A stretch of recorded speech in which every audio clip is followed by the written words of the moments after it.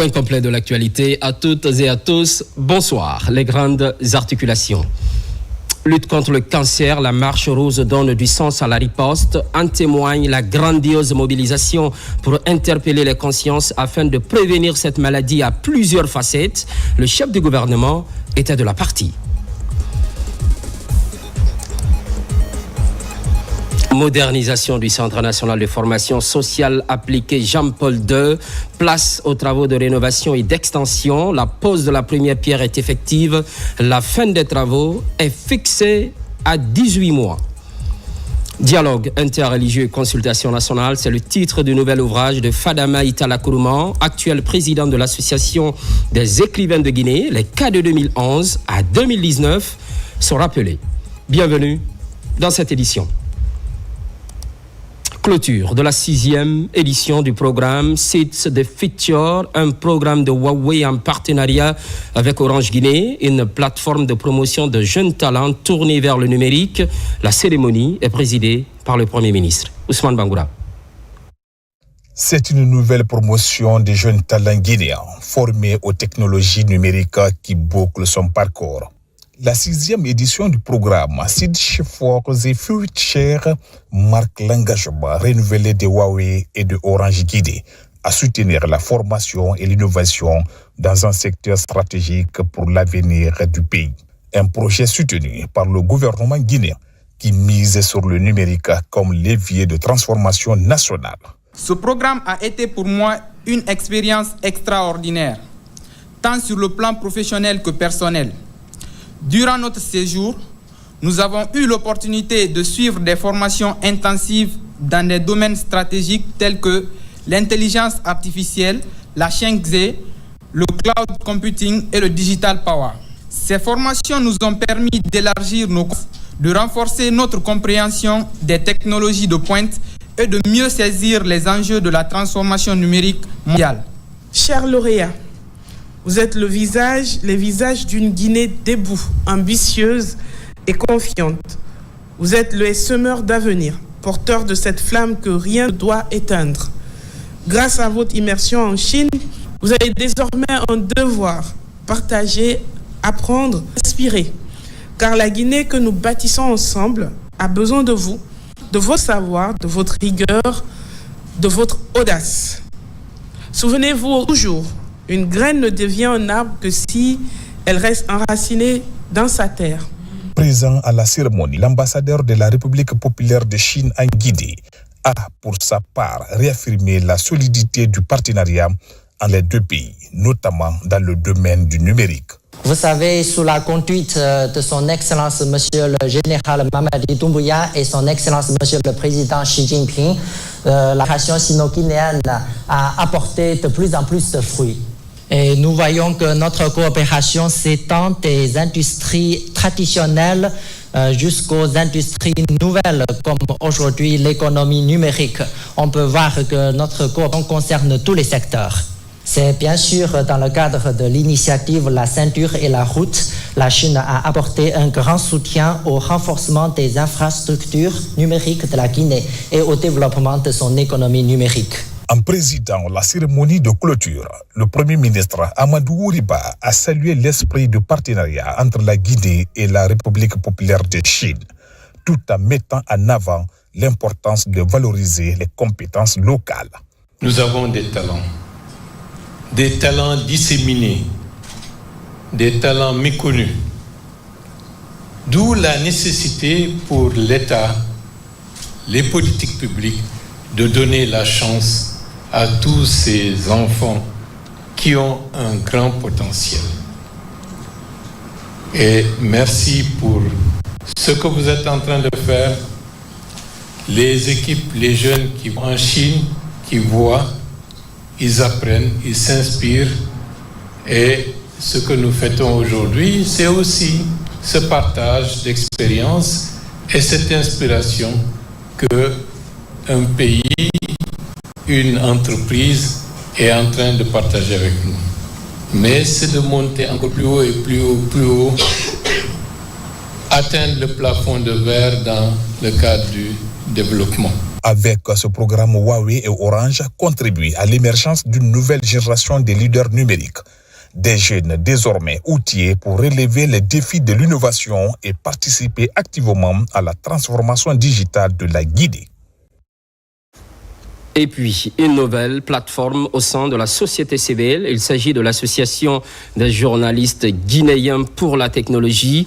La structure est officiellement présentée à la Maison de la Presse. Devant les hommes de médias, les missions de la dite association ont été définies. Alpha Isiagaba. Devant la presse, une nouvelle structure voit le jour. Il s'agit de l'Association des journalistes spécialisés dans la technologie. Une initiative qui met en avant les ambitions et les grands enjeux liés à l'évolution numérique. Cette association vise ici à promouvoir le journalisme dans le numérique, la formation, la cybersécurité, l'innovation, les startups et surtout l'impact ici des nouvelles technologies sur la société. À l'ère du digital, la spécialisation des journalistes devient une nécessité. Cette association entend promouvoir une approche plus approfondie du traitement de l'information liée aux nouvelles technologies de l'information et de la communication, mais pas seulement. Nous allons organiser des formations d'abord pour les journalistes globalement, pour les outiller d'abord sur les différents aspects de la technologie chez nous ici, surtout l'importance et les dangers liés à l'utilisation des nouvelles technologies dans notre métier. Au-delà de ça, nous allons tisser des partenariats avec l'État ou le secteur privé pour organiser des forums liés à l'utilisation des nouvelles technologies dans divers domaines de la vie. Composée essentiellement de professionnels des médias, l'Association des journalistes guinéens pour la technologie se veut une première en Guinée. Sa création marque une étape importante dans la transformation numérique du paysage médiatique national avec l'ambition d'accompagner la révolution technologique en cours dans le pays.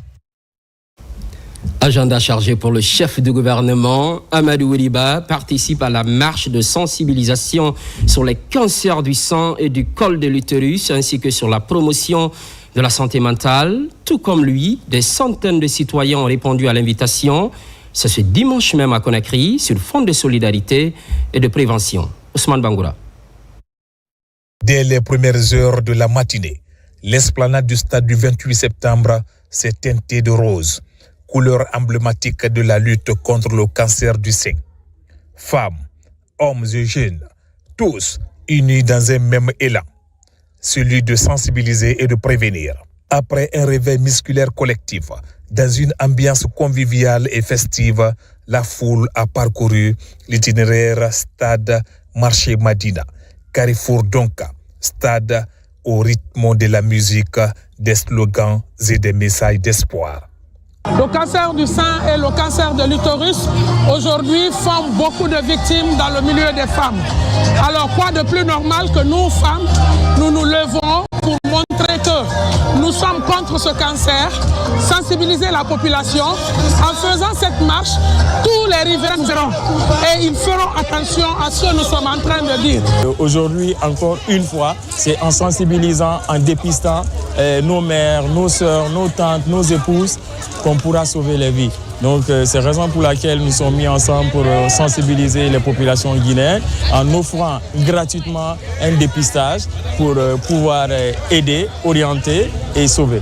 Cette journée de sensibilisation s'inscrit dans la stratégie nationale de santé publique portée par le président de la République, le général Mamadi Doumbouya, est mise en œuvre par le ministère de la Santé et de l'Hygiène publique, sous la coordination du Premier ministre, chef du gouvernement.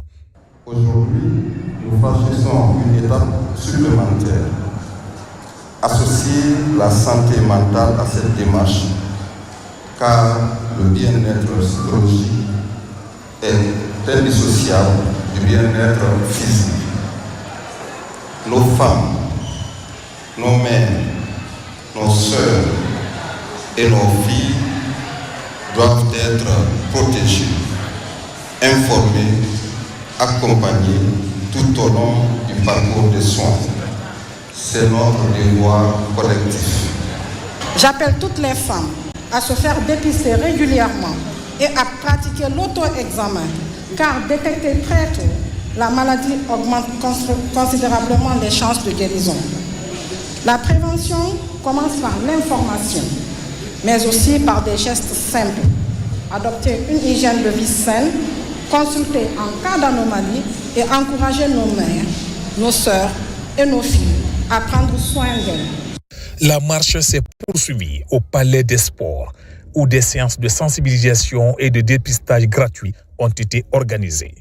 Objectif, encourager le dépistage précoce, principal moyen de lutte contre ces maladies silencieuses mais évitables.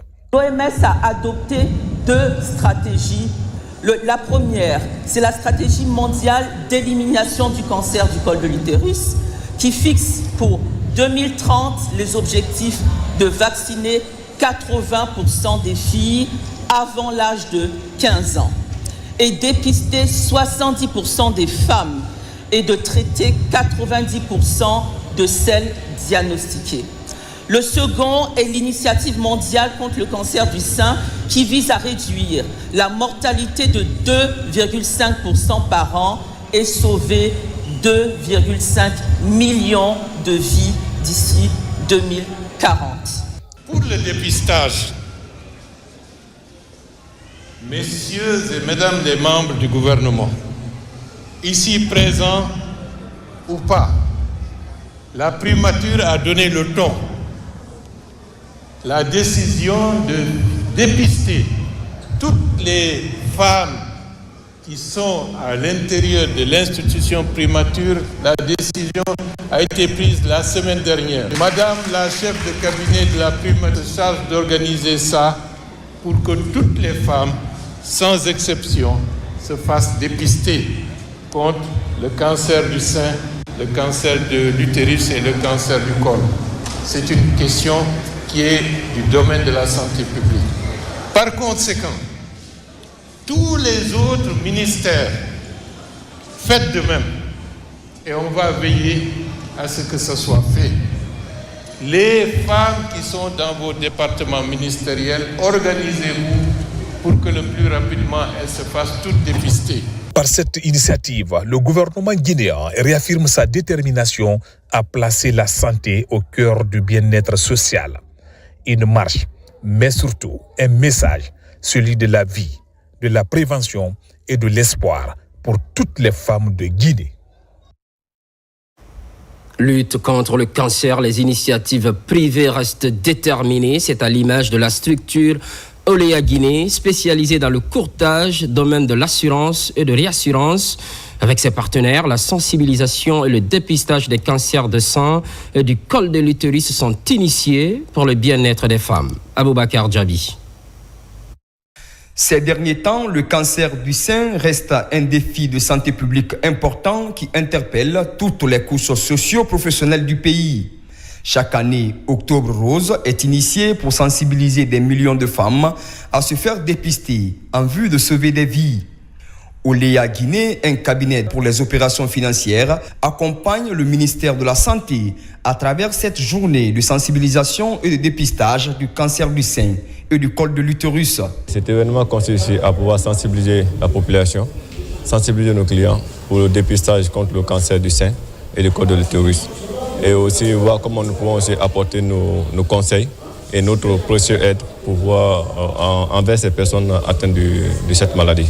En 2 ans, j'ai fait des chimiothérapies, je me suis fait raser la tête et je suivais des examens à l'hôpital CHU Donka. Je dirais à toutes les femmes, atteintes ou pas, de se faire dépister tôt et d'accepter de suivre les examens. Cette structure vient ainsi s'activer pour jouer un rôle essentiel dans la campagne de prévention et de dépistage du cancer du sein et du col de l'utérus. Le cancer du col, c'est une maladie sexuellement transmissible. Il y a la précocité des rapports sexuels, les petites filles qu'on donne en mariage très tôt, avant 18 ans, la multiplicité des partenaires. Ça prédispose au cancer du col de l'utérus. Malgré les efforts remarquables consentis par le gouvernement guinéen et ses partenaires dans cette lutte, plusieurs cas sont diagnostiqués à des stades avancés de la maladie. Une complication pour les traitements qui réduit significativement les chances de survie des patientes. Ici, l'implication effective des hommes est aussi sollicitée pour mener à bien cette lutte mondiale contre le cancer du sein et du col de l'utérus. Toujours, on s'intéresse à la pathologie multiforme, c'est bien, le cancer. Et cette fois-ci, chez les enfants, ils sont secourus par une organisation humanitaire de la place. En plus des articles, une assistance financière est rendue possible. Karno Maroufba, Mohamed Saliou Bangoura. Il est de coutume pour la fondation d'Aïfatou pour l'humanitaire de soulager les enfants atteints du cancer. À l'unité d'hémato-oncologie pédiatrique du CHU Donka, de tout petits bénéficient d'une assistance financière, de vivres, des produits pharmaceutiques ainsi que des jouets. Par ce geste, ces tout petits retrouvent le sourire. Je suis très surprise parce que je ne m'attendais pas du tout à ça. Je remercie la fondation et je prie le Tout-Puissant Allah qu'il protège la fondatrice et donne la santé à tous les enfants qui souffrent de cette maladie. Nous apprécions à sa juste valeur son geste qui est très symbolique, qui donne énormément d'espoir et qui apporte beaucoup au programme national de lutte contre le cancer. Selon les statistiques, 6 à 7% de l'ensemble des cancers sont développés chez les enfants. C'est en cela qu'Aminata Kamara et sa fondation comptent inverser la tendance. Depuis 2023, cette structure humanitaire à vocation médicale prête main forte à cette couche vulnérable. Le cancer, c'est deux choses que moi je crois, le temps et l'argent. C'est tellement coûteux et ça prend du temps qu'on parvient à traiter la maladie. Donc c'est à cause de ça, la fondation est là pour mettre ses sourires, supporter les familles qui sont en train de traverser ces moments difficiles. Tu peux voir les enfants qui sont malades jusqu'à 2 ans. Donc la famille est épuisée complètement. Financièrement, l'énergie morale, tout est parti. C'est des personnes qui ont vraiment besoin d'aide et de support. À ce jour, la prise en charge des enfants victimes de cancer est assurée à 100% pour certains enfants par des interventions de la fondation d'Aïfatou.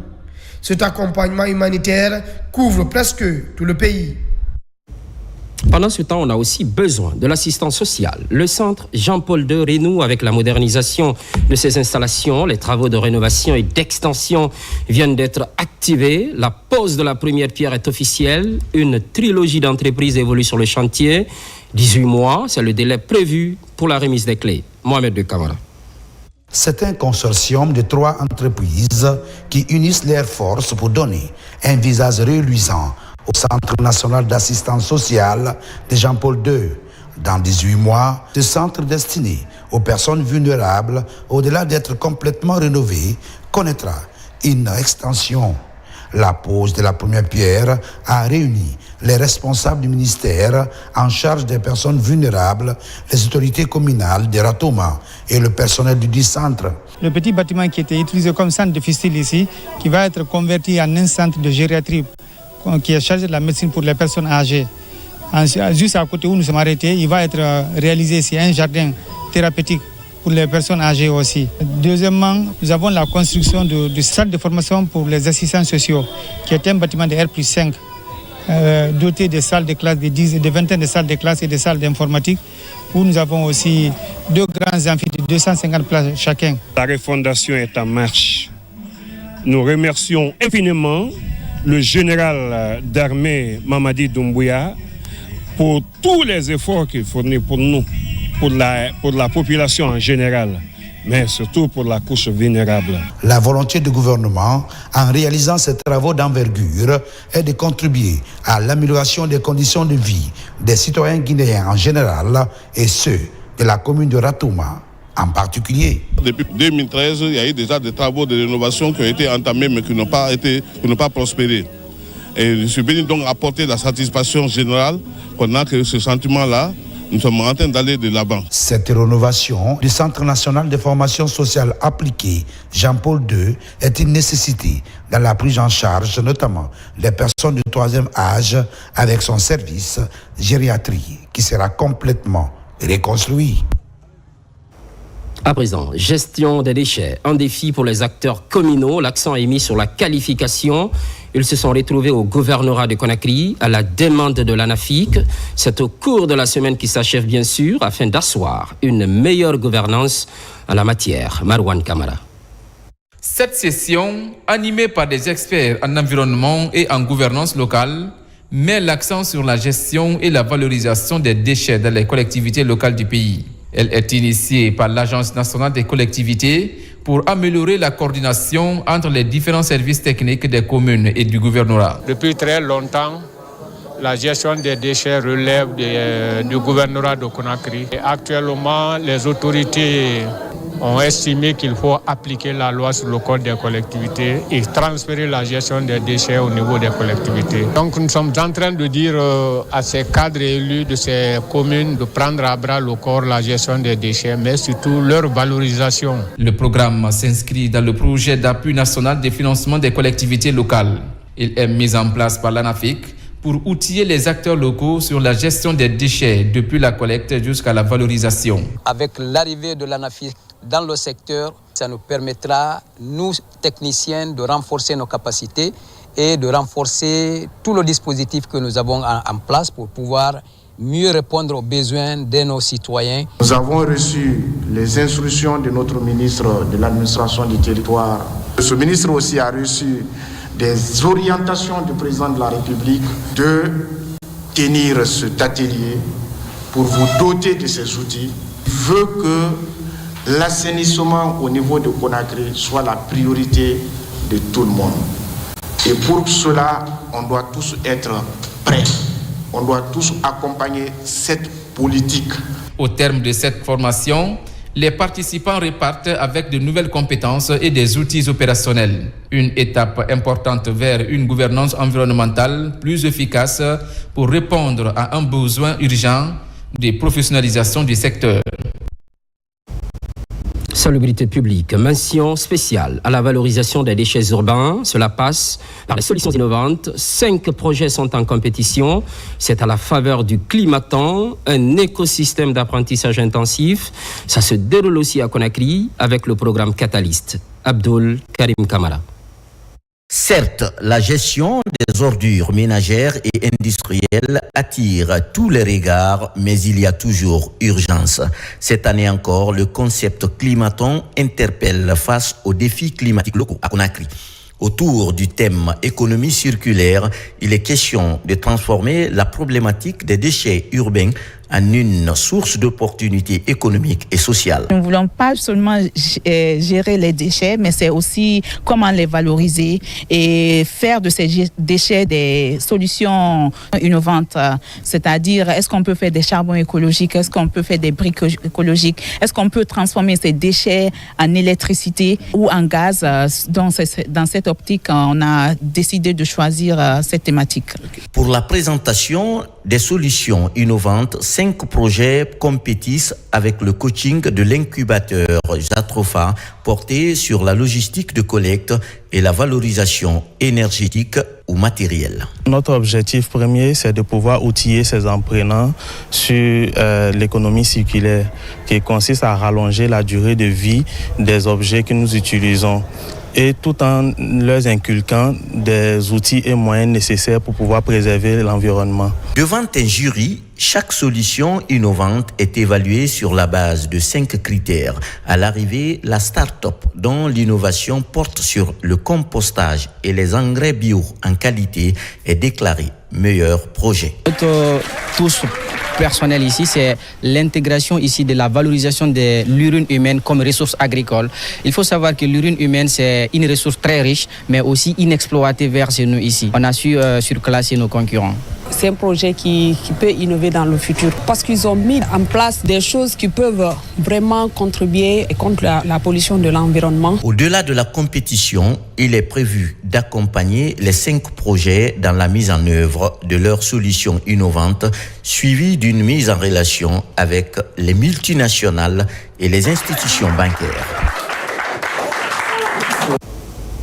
valorisation des déchets, question de l'environnement, nouvelle version de la contribution déterminée au niveau national.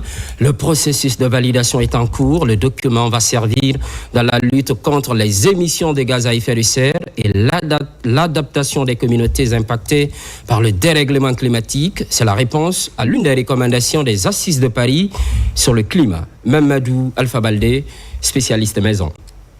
Pendant que la COP30 approche à grands pas, la Guinée rehausse ses ambitions climatiques.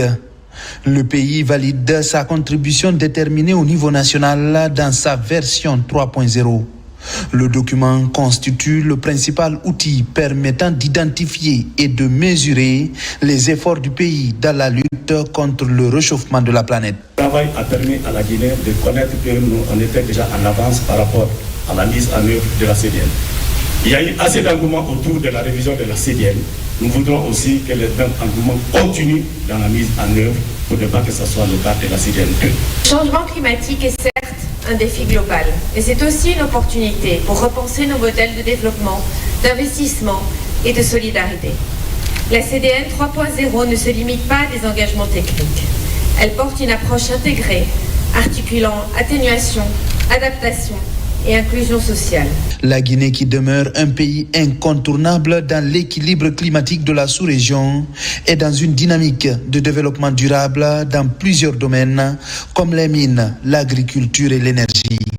À travers l'exercice qui nous réunit ce jour, la République de Guinée entend démontrer son leadership en matière de climat et renouveler son engagement pour une CDN 3.0 ambitieuse, à la hauteur des enjeux et des objectifs de développement durable portés par le programme Simandou 2040. Je veux aussi rappeler notre volonté de faire avancer plusieurs réformes figurant dans la feuille de route climatique de la Guinée. Avec la validation de cette nouvelle CDN, la Guinée traduit ainsi en actes concrets ses engagements internationaux en matière de climat. Au sein de la Grande Muette, formation commune de base. Actuellement, les recrues sont dans les centres d'instruction et d'entraînement commando du pays. Ils ont été présentés au drapeau. Derrière ce acte, partager entre autres les valeurs de la patrie et de la discipline. Lieutenant Sana Kamara de la presse militaire.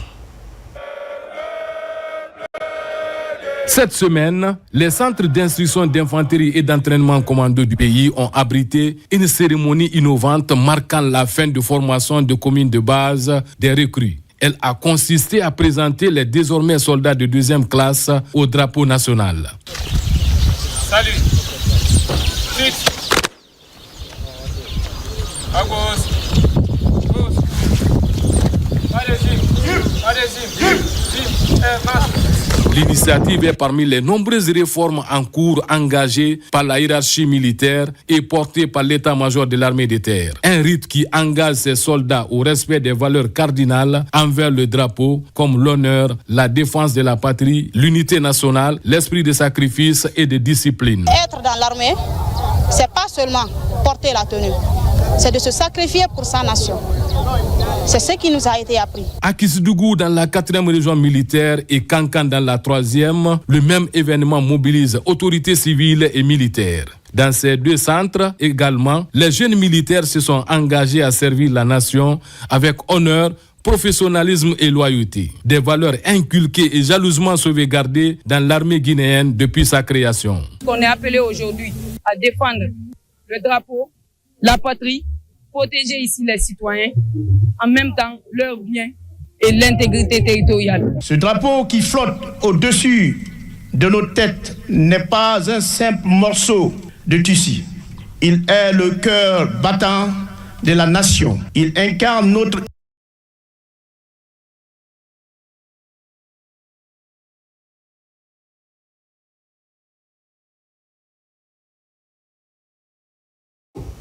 Nos excuses pour ce souci technique. Ouverture des classes peu avant Alabé, précisément dans la localité de Diari. L'école est au centre des préoccupations. Enseignants, parents et autorités locales évoluent en synergie. Ces acteurs souhaitent redonner un nouveau souffle à l'apprentissage. Sarafedine Diallo, Nabilay Moussa Kamara.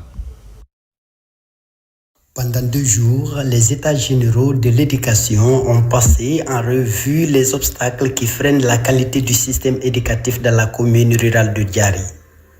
Une rencontre conduite par les autorités locales et l'Association pour le développement intégré de Diary, avec la participation de l'ensemble des acteurs du secteur. Depuis la création de l'école primaire de Diary en 1936, Diary a toujours formé des élites. Ça, c'était connu. Et maintenant, tu vois une baisse drastique du niveau des élèves au plan pédagogique, au plan de l'encadrement, au plan de l'environnement. Donc, il y a des déficits qu'il faut absolument combler. À l'issue des travaux, plusieurs recommandations ont été formulées.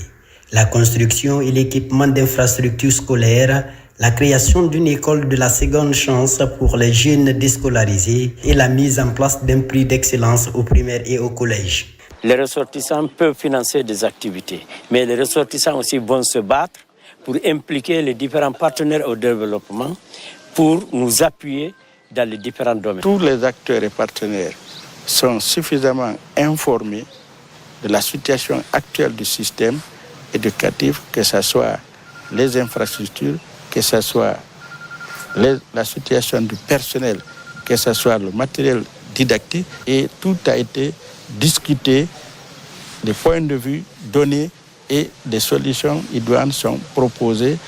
La commune rurale de Diary compte aujourd'hui 17 écoles primaires et 2 collèges. Des recommandations ambitieuses qui, une fois appliquées, pourraient redonner à l'école de Diary toute sa vitalité et offrir un meilleur avenir à ses élèves.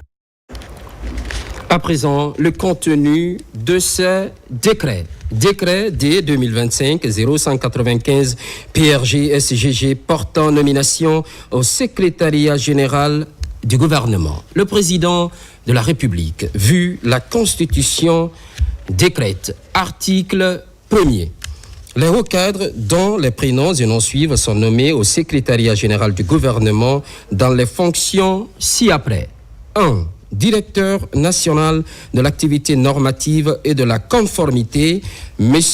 Ouribaïlo Diallo, précédemment chargé de cours de droit à l'Institut supérieur de formation à distance, ISFAD. 2. Directeur national adjoint de l'activité normative et de la conformité, M. Ben Adam Kamara. 3. Directeur national du travail gouvernemental, du courrier et de l'intendance du gouvernement, M. Moustapha Legrand Silla, précédemment assistant technique à la primature. 4. Directeur national adjoint du travail gouvernemental, du courrier et de l'intendance du gouvernement, M. Kemo Oulenkaba, précédemment conseiller juridique du secrétariat général du gouvernement. 5. Directrice nationale de la gestion des hauts cadres de l'État, Madame Lucie Finda Aïssatou Leno, précédemment conseillère chargée de mission à la primature. 6. Directrice nationale adjointe de la gestion des hauts cadres de l'État, Madame Hadiatou Bari, précédemment coordinatrice de formation militaire, ministère de la Défense, Canada. 7. Directeur national de la modernisation du travail gouvernemental, M. Mohamed Kaba, précédemment responsable gestion des données chez Eiffage France. 8. Directeur national adjoint de la modernisation du travail gouvernemental, M. Mamoudou Keïta, précédemment directeur national de la modernisation du travail gouvernemental. 9. Directeur national du journal officiel de la République, M.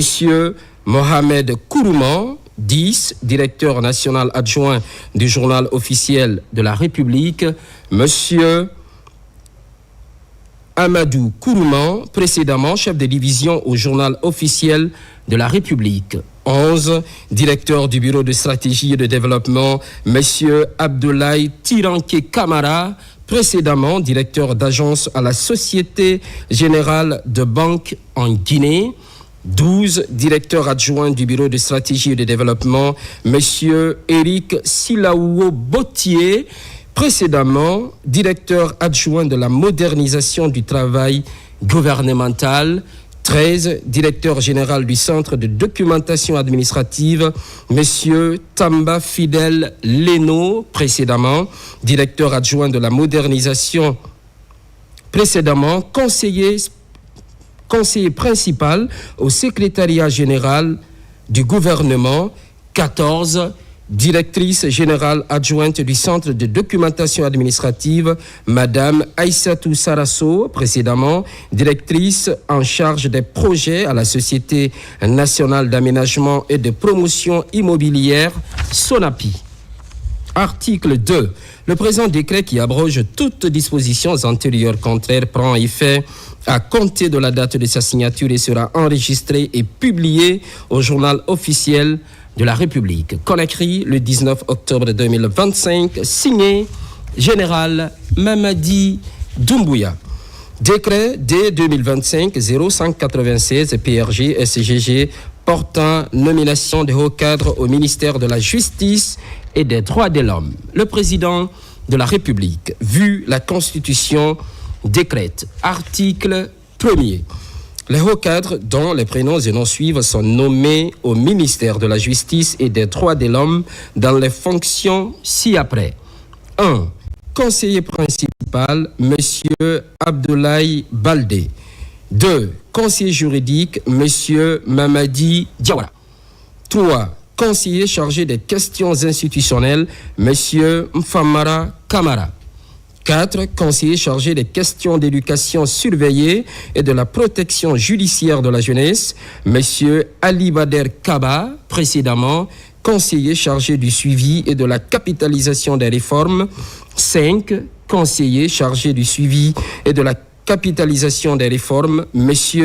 Aimé Raphaël Abba, précédemment conseiller chargé des questions d'éducation surveillée et de la protection judiciaire de la jeunesse. 6. Conseillère chargée de mission, Madame Maïmouna Djoubaté, précédemment assistante particulière du garde des Sceaux. Article 2. Le présent décret qui abroge toutes dispositions antérieures contraires prend effet à compter de la date de sa signature et sera enregistré et publié au journal officiel de la République. Conakry, le 19 octobre 2025, signé Général Mamadi Doumbouya. Décret D 2025-0197 PRG SGG portant nomination des magistrats et des cadres de l'administration centrale du ministère de la Justice et des Droits de l'Homme. Le président de la République, vu la Constitution, décrète. Article 1er.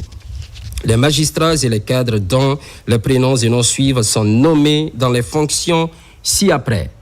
1. Inspecteur général des services judiciaires et pénitentiaires, M. Sekou Ibrahima Souma, précédemment président de section au tribunal de première instance de Dixine.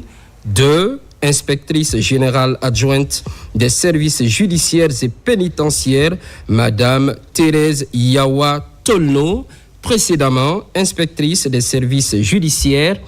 3. Inspecteur. Monsieur Makan Oulare, Monsieur Balaké Fofana, Madame Fanta Toya Kondé, Monsieur Boubacar Ba, Monsieur Nyakoro Kamara, Monsieur Samba Sidibé, précédemment conseiller à la Cour d'appel de Conakry, Monsieur Senkoun Kanté, précédemment conseiller à la Cour d'appel de Kankan, Monsieur Mori Diallo, précédemment conseiller à la Cour d'appel de Conakry. 4. Directeur général du Bureau de stratégie et de développement, M. Mohamed Lamine Samaké. 5. Directeur général adjoint du Bureau de stratégie et de développement, M. Sekou Diaka Kaba, ingénieur génie civil. 6. Directeur national de la justice de proximité et de la promotion de l'accès aux droits, Monsieur Ousmane Fofana, précédemment directeur national adjoint de la réconciliation et de la solidarité. 7. Directeur national adjoint de la justice de proximité et de la promotion de l'accès aux droits, Monsieur Robert De Camano, précédemment directeur national adjoint des droits de l'homme. 8, directeur national des affaires criminelles et des grâces. Monsieur Amadou Ouri Diallo, précédemment procureur de la République près le TPI de Bokeh. 9, directeur national adjoint des affaires criminelles et des grâces. Monsieur Abdoulaye Bintia Bangoura, précédemment juge de paix à Gekedou. 10, directeur national des affaires civiles et du Sceau, Monsieur Alseniba. 11, directeur national adjoint des affaires civiles et du Sceau, Monsieur Souleymane Souaré. 12, directeur national de la législation, Monsieur Jean Tamba Kabadouno. 13, directeur national adjoint de la législation, Monsieur Mamadi Nabé, juriste.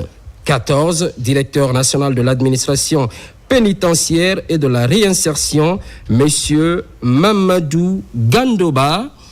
15, directeur national adjoint de l'administration pénitentiaire et de la réinsertion, lieutenant-colonel Mamadi Kondé. 16, directeur national de l'éducation surveillée et de la protection judiciaire de la jeunesse, Monsieur Sanoussi Bérété. 17, directeur national adjoint de l'éducation surveillée et de la protection judiciaire de la jeunesse, Monsieur Ansouman Aminata Fofana. 18, directeur national des droits de l'homme, Monsieur Abdoulaye Yatara, juriste. 19, directrice nationale adjointe des droits de l'homme, Madame Nunkumbasi, précédemment enseignante chercheuse à l'Institut supérieur des sciences de l'éducation de Guinée, ISEG. 20, directeur national de la réconciliation et de la solidarité, Monsieur Souleymane Sissoko. 21, directeur national des infrastructures judiciaires et pénitentiaires, Monsieur Alpha Kabine Kaba, précédemment chef du département construction et rénovation au service national des infrastructures et équipements scolaires, SINES MEPUA. 22, directeur national adjoint des infrastructures judiciaires et pénitentiaires, Monsieur Ibrahima Souri Ali Kamara, ingénieur statisticien. 23, secrétaire exécutif de la Chambre d'arbitrage, Monsieur Ali Badra Aou, juriste, précédemment conseiller chargé de mission au ministère de la Justice. 24, directeur général du Centre de formation judiciaire, Monsieur Alassane Nabi Kamara. 25, directeur général adjoint du Centre de formation judiciaire, Monsieur Boubacar Afiaba, précédemment président de chambre à la Cour d'appel de Kankan. 26, directeur général du service du casier judiciaire central, Monsieur Boubacar Baldé. 27, directrice générale adjointe du service du casier judiciaire central, Madame Sarata Djogobaldé, précédemment chef de la division administration pénitentiaire et de la réinsertion. 28, directeur général du fonds d'aide juridictionnelle, Messieurs Yamoussa Kanté, précédemment secrétaire exécutif de la Chambre d'arbitrage de Guinée. 29, directeur général adjoint du fonds d'aide juridictionnelle, Monsieur Lamine Kaba, précédemment directeur général adjoint du CFJ. 30, directeur général de l'Agence de gestion et de recouvrement des avoirs saisis et confisqués, Monsieur Mohamed Diawara, précédemment président du tribunal du travail de Conakry. 31, directeur général adjoint de l'Agence de gestion et de recouvrement des avoirs saisis et confisqués, Monsieur Chérif Diallo. 32, président de la Commission nationale de l'Organisation pour l'harmonisation en Afrique du droit des affaires, Monsieur Sékou Kandé, président du tribunal de commerce. 33, secrétaire exécutif du Conseil supérieur de la magistrature, Monsieur Alpha Saliou Baye. Article 2. Le présent décret qui abroge toutes dispositions antérieures contraires prend effet à compter de la date de sa signature et sera enregistré et publié au journal officiel de la République. Conakry, le 19 octobre 2025, signé Général Mamadi Doumbouya. Dans l'actualité, enseignement privé. préuniversitaires, reprise des cours. Il y a 2 semaines, vous le savez certainement, la solidarité s'exprime en faveur des enfants vulnérables. Le comité des femmes de l'Union syndicale des travailleurs de Guinée assiste 2 structures d'accueil des tout-petits. Il s'agit de l'orphelinat Dieu et Amour et celui des albinos. Mariam Kamara, explication. C'est un geste de cœur et de solidarité concrète. Comme elles en ont désormais l'habitude, le comité des femmes de l'USTG est venu en appui à ceux qui en ont le plus besoin. Leur cible, cette fois, les enfants de l'orphelinat Dieu et Amour et ceux de l'ONG des albinos de Guinée. Le don est double, il comporte des vivres et des non-vivres pour subvenir aux besoins quotidiens. Chers jeunes albinos, je veux parler avec respect, avec amour et surtout avec admiration, parce que vous êtes des enfants extraordinaires. Ne laissez jamais les paroles des autres définir qui vous êtes. Vous êtes beau, vous êtes intelligent, vous êtes capable, vous avez le droit de rêver, d'apprendre, de réussir et de briller. Des kits complets distribués en ce début d'année scolaire pour s'assurer que la reprise des cours soit effective et sereine pour tous ces écoliers. J'aimerais dire aux autorités, s'ils ont les moyens pour nous aider à scolariser 2 ou 3 enfants de la Confédération nationale des albinos de Guinée, nous serons très ravis. Et j'aimerais dire aussi merci aux donateurs. Sur les visages, la joie et la gratitude étaient évidentes. La preuve que ce soutien matériel est aussi un immense réconfort moral. Autonomisation de la gente féminine en Zérékoré, une organisation de femmes manifeste sa solidarité, une démarche qui mobilise les sœurs en Christ. Elles reçoivent des formations, mais aussi des kits essentiels pour la promotion de leurs activités génératrices de revenus. Mohamed Salioupaï. À travers ce geste, ces femmes ouvrières du Christ AOCG entendent encourager l'entraide et la solidarité au sein de la communauté chrétienne de Zérékoré. Les bénéficiaires venus des différents quartiers ont exprimé leur gratitude aux donatrices pour ce soutien qui vient renforcer leurs efforts quotidiens dans la prise en charge familiale. La Bible même nous enseigne de ça dans Proverbe 31, le verset 10. Donc, durant notre convention, nous avons bénéficié de cette formation qui va aider la femme d'être autonome pour elle-même, d'aider sa famille et d'aider aussi l'Église que nous sommes. Je tiens à remercier notre président de la République, Mamadi Doumbouya, qui a donné l'accès à la femme, qui donne le privilège à la femme d'être autonome, qui donne le privilège à la femme dans la prise des décisions, dont nous sommes vraiment reconnaissants. Cette action s'inscrit dans une dynamique d'autonomisation et de promotion du leadership féminin conformément aux valeurs de partage prônées par l'Église. Je remercie d'abord le président Mamadi Doumbouya, le fait de mettre nos tissus en valeur. Parce que quand il porte, les gens aussi, à travers lui, les gens aiment porter. Donc on gagne beaucoup de clientèle à travers lui. C'est ce qui m'a motivé pour venir former les femmes. Les femmes sont intéressées. Ce sont les femmes de l'Église des Assemblées de Dieu de Guinée, le mouvement AOCG, Action des ouvrières du Christ. Et je vois que tout le monde est motivé pour la formation.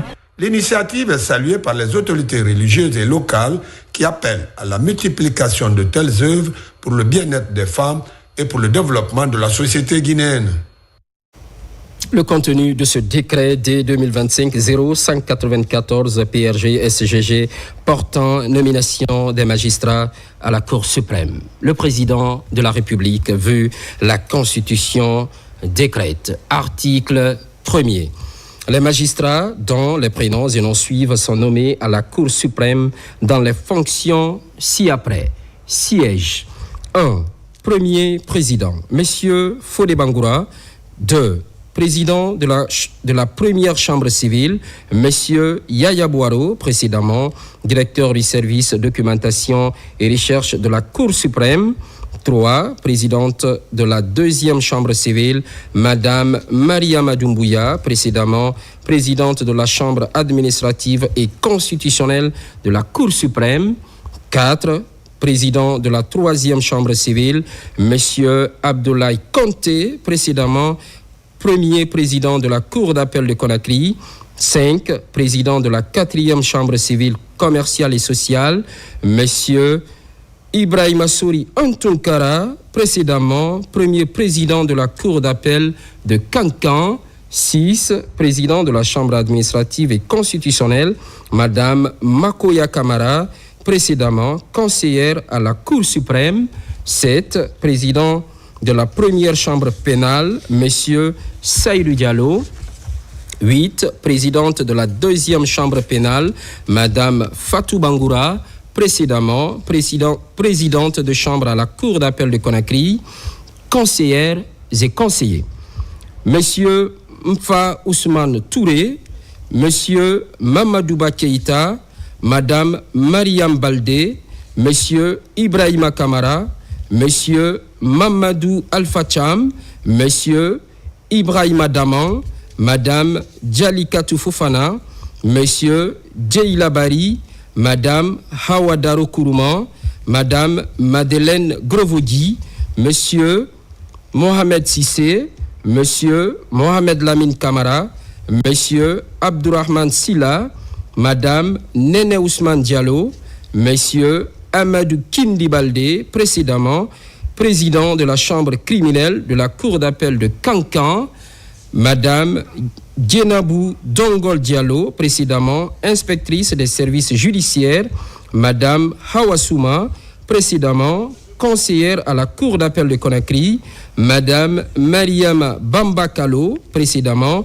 conseillère à la Cour d'appel de Conakry, Madame Fatoumata Dramé, précédemment conseillère à la Cour d'appel de Conakry, Madame Fatoumata Kamara, précédemment conseillère à la Cour d'appel de Conakry, Monsieur Mohamed Silla, précédemment directeur national des affaires criminelles et des grâces, Madame Fatou Touré, précédemment conseillère à la Cour d'appel de Conakry, Madame Adama Silla, précédemment conseillère à la Cour d'appel de Conakry, conseiller maître, Monsieur Mohamed Cheikh Keïta, Monsieur Amadou Yeroba, précédemment président de la Chambre des comptes de l'État à la Cour des comptes, Monsieur Sekou Amadou Fofana, précédemment président de la Chambre à la Cour des comptes, Monsieur Mouktarba, précédemment président de la Chambre de discipline budgétaire et financière, Monsieur Mamadou Falilou Diallo,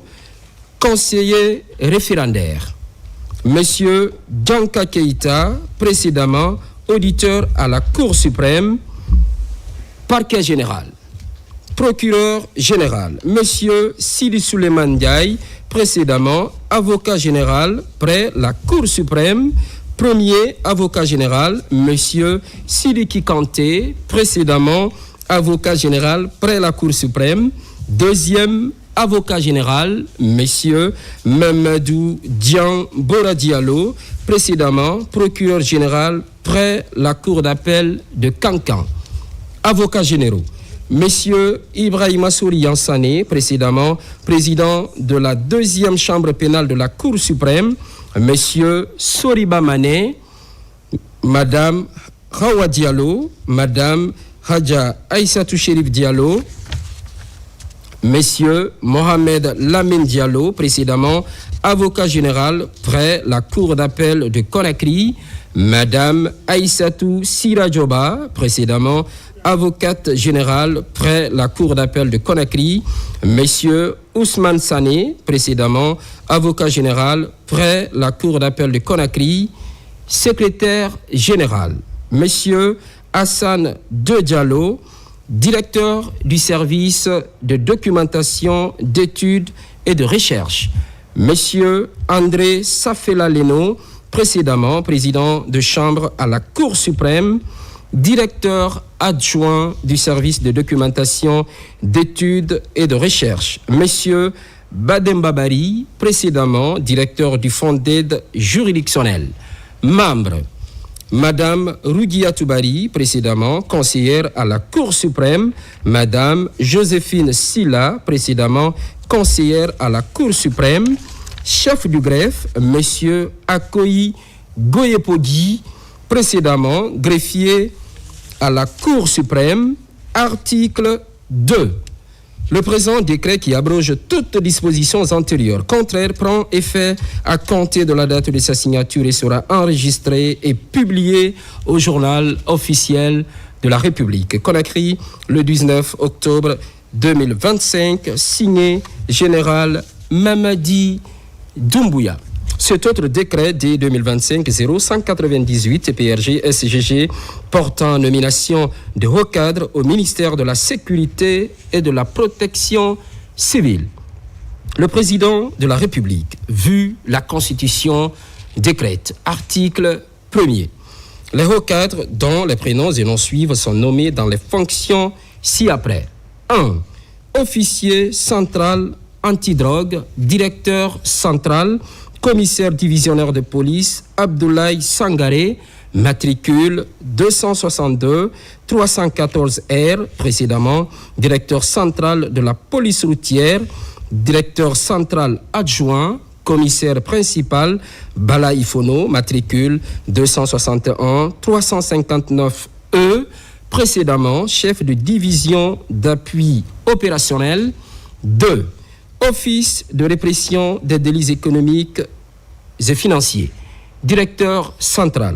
Commissaire divisionnaire de police, Laï Keïta, matricule 201-947M, précédemment directeur adjoint du 10 service.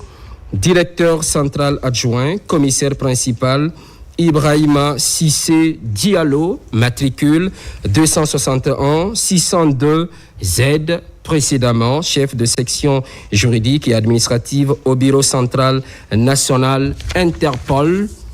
Article 2. Le présent décret, qui abroge toutes dispositions antérieures contraires, prend effet à compter de la date de sa signature et sera enregistré et publié au journal officiel de la République. Conakry, le 19 octobre 2025, signé Général Mamadi Doumbouya. Un mot sur la loi et la politique nationale de volontariat. La ville de Kankan tire profit de la vulgarisation du document.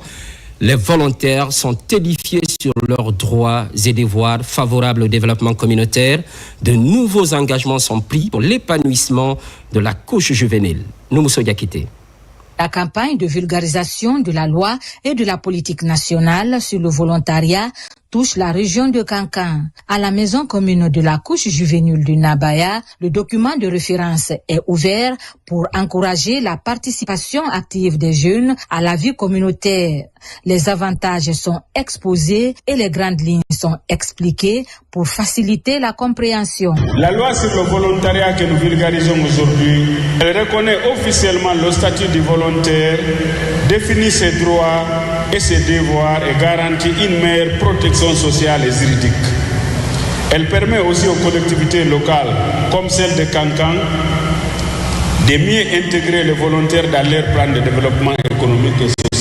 La dynamique est portée par le ministère de la Jeunesse à travers l'Agence nationale du volontariat jeunesse. La promotion des initiatives volontaires et l'engagement civique sont débattus pour faire de ce document un outil d'action citoyenne pour l'épanouissement des jeunes volontaires dans le registre du développement local. Nous avons été encouragés par nos encadreurs, donc cela nous donne une force de continuer notre travail, d'aider sans penser aux revenus. Nous sommes convaincus que cette campagne contribuera à encourager l'engagement civique et à créer un environnement propice à l'épanouissement du volontariat dans toutes ses formes. Le rendez-vous de bataille va permettre à chaque jeune volontaire de mieux maîtriser ses droits et devoirs afin de s'impliquer activement dans le développement communautaire. Une protection sociale et juridique des cibles, désormais à la portée de tous. Sécurité routière. À Kankan, les différentes tracasseries sont dévoilées et c'est pour aider les acteurs du secteur à maîtriser le contenu des textes de la CEDEAO. Une démarche pédagogique avec pour finalité stopper les difficultés sur le trajet Conakry-Kourémalé. Moussa Komara. C'est une rencontre d'appropriation et de sensibilisation des acteurs de la sécurité routière et du transport sur les conventions de la CEDEAO relatives au transport transport et transit routier inter-État de marchandises et le règlement 14 pour le respect de la charge à l'issue du poids et gabarit des véhicules lourds. Vous êtes lancé dans une activité de transport, vous devez vous renseigner de ce que vous devez faire, respecter les principes, respecter la loi. Et si chacun respecte les principes de la loi, je crois que ça ira mieux que de partir chaque fois par des tracasseries. Avec art et pédagogie, les spécialistes se relayent ici pour transformer le logiciel mental des acteurs afin qu'ils deviennent des meilleurs élèves du contrôle routier des marchandises et du transport. La définition du transit, ses avantages économiques et le contenu des différentes conventions ratifiées par la Guinée sont exposés. Nous avons su maintenant que les hors-gabarits doivent être évités par les chauffeurs. Nous devons participer à la sécurisation non seulement de nos passagers, de nos chauffeurs et de nous-mêmes, car nous devons jouer une police de proximité. Le contrôle redondant dans les barrages, le surcharge et le transport mixte, les acteurs du cordon routier se sont bien appropriés. Des engagements sont pris et c'est l'extage, c'est les initiateurs. Nous quittons Cancan avec de l'espoir. Comme quoi, le message qui a été véhiculé dans cette salle-là aujourd'hui par rapport au respect du poids de la charge à l'essieu et du gabarit des camions lourds de transport de marchandises dans notre pays. Ce rendez-vous de Cancan n'est pas une première. Il démontre clairement l'engagement et la volonté du Conseil guinéen des chargeurs à faire respecter toute convention ratifiée par la Guinée relative au transport dans l'espace CEDEAO. Culture, littérature, ce nouvel ouvrage de Fadama Itala Kourouman, actuel président de l'Association des écrivains de Guinée, il est baptisé Dialogue interreligieux et consultation nationale. L'auteur revient sur le processus de dialogue sociopolitique de 2011 à 2019, invite fait aux autorités de capitaliser les acquis du passé. Mohamed Lamine Kamara, Mohamed Salouba. Dialogue interreligieux et consultation nationale en Guinée, le titre évocateur du désormais 6e livre, écrit par Fadama Itala Kourouman, administrateur territorial de carrière et actuel président de l'Association des écrivains de Guinée. De 2011 à 2021, Fadama Itala Kourouman a assuré la fonction de directeur national de l'administration du territoire. L'expérience acquise dans ce domaine et surtout sa participation régulière aux différentes assises du dialogue inclusif interguinéen lui ont permis d'affûter ses armes pour rédiger cet ouvrage. Nous étions à un positionnement administratif qui nous a permis d'être acteurs majeurs de ce processus de dialogue. Et aujourd'hui, je me suis dit qu'il fallait restituer à l'opinion nationale, surtout, mais aussi à l'opinion internationale. Il y a une première initiative qui a fait date, c'est la conduite des consultations nationales. Et ainsi donc, nous avons couplé avec le dialogue interreligieux. L'expérience qui a été vécue en la matière, parce qu'ayant été sollicité par l'épiscopat, donc, nous avons essayé de mettre ces expériences ensemble. Cet ouvrage explique le processus du dialogue inclusif interguinéen de 2011 à 2019. Il met en lumière les valeurs de concertation et de consultation. Par ces expériences, l'auteur entend inviter les décideurs à s'enrichir du présent par la capitalisation des acquis du passé en la matière. Ce livre est le 6e de l'auteur et 5e édité par l'Harmattan Guinée. Nous tenons à féliciter M. Fadama Itala Kourouman et donc nous sommes heureux de porter ce livre à la disposition du public guinéen et international parce que c'est un livre qui pourra servir à préserver la paix dans notre pays. L'auteur Fadama Itala Kourouman est aujourd'hui membre actif de la mutuelle des administrateurs territoriaux à la retraite et président de l'Association des écrivains de Guinée.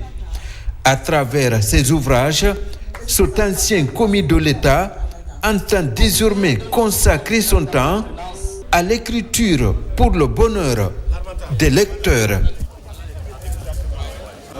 C'est une révolution. Musée virtuel de Guinée, la charte graphique est en préparation, les nouvelles technologies sont sollicitées, place donc à la créativité.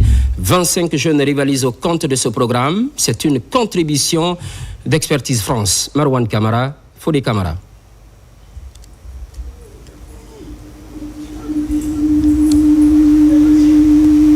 C'est la fin de cette édition d'information. L'actualité évolue en Guinée, notre paradis, terre de richesse et d'innovation. Les programmes se poursuivent et merci de la fidélité renouvelée.